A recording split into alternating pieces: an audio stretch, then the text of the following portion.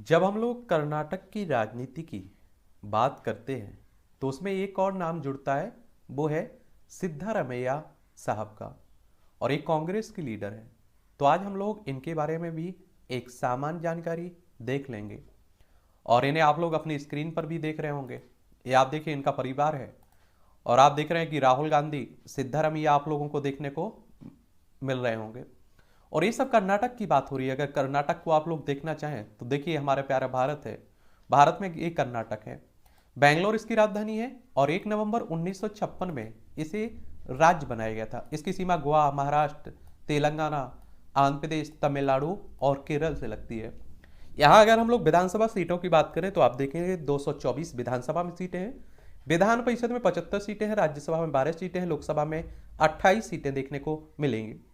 1,91,791 वर्ग किलोमीटर में आपका कर्नाटक फैला हुआ है। सिद्धारमैया साहब का जन्म 12 अगस्त 1948 को मैसूर में हुआ था। और इनके पिता का नाम सिद्धाराम गौड़ा है। और इनकी माता का नाम बोरामा गौड़ा। इनकी पत्नी का नाम पार्वती सिद्धारमैया है। और इनके दो बेटे। सिद्धारमैया के माता पिता चाहते थे कि वह डॉक्टर बन जाए, लेकिन उन्होंने वकील बनने का फैसला किया था। और मुझे यहाँ समझ में आता है एक बात कि बच्चों को क्या बनना है। खूब बच्चे अगर तय करें और अगर जागरूक हैं बच्चे, तो आज के समय में आप देखिए वो तय कर भी लेते हैं। तो उन पर जबरदस्ती कुछ ना ठोका जाए।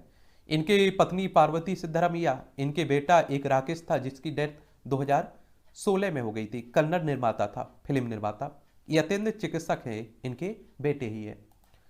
और आप देखेंगे इनकी अगर राजनीतिक यात्रा की बात करें तो भारतीय राष्ट्रीय कांग्रेस से जुड़े हुए हैं। और कांग्रेस की बात करते हैं तो आप सभी जानते हैं कि 28 दिसंबर 1885 में इसकी स्थापना हुई थी। इसके पहले अध्यक्ष व्योमेश चंद्र बनर्जी थे, WC बनर्जी। और इसके संस्थापक AO ह्यूम थे। राजनीति में आने के पहले ये वकालत की और शिक्षक भी रहे। और आप देखेंगे कि 1977 में जॉर्ज फर्नांडिस के साथ लोक थला पार्टी में शामिल हुए। और 1983 में रामेंद्रस्वरी विधानसभा क्षेत्र से विधायक बनते हैं। और अगर हम लोग विधायक की बात करें तो आप सभी जानते हैं कि विधानसभा की बात हो रही है।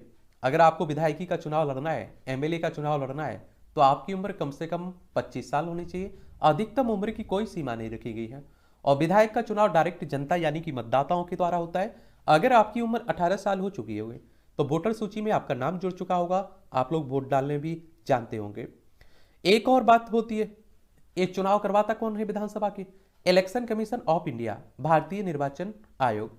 और आप देखेंगे भारतीय निर्वाचन आयोग की बात करें तो एक संवैधानिक संस्था है। संविधान के अनुच्छेद 324 के तहत इसकी स्थापना की बात की गई है। और 25 जनवरी 1950 में इसकी स्थापना हुई थी। नई दिल्ली में हेडक्वार्टर देखने को मिलेगा। पहले इसके मुख्य चुनाव आयुक्त सुकुमार सेन थे।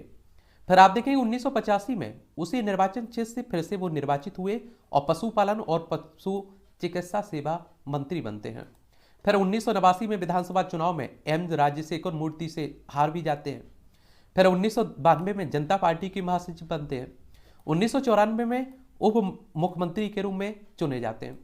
उप मुख्यमंत्री कोई आप देखेंगे कि डिप्टी CM, कोई संवैधानिक पद नहीं है। वो तो राजनीति में आप देखिए दो बराबर कद के नेता होते हैं ना, तो एक को मुख्यमंत्री बना देते हैं, दूसरे को उप मुख्यमंत्री बना के खुश कर देते हैं।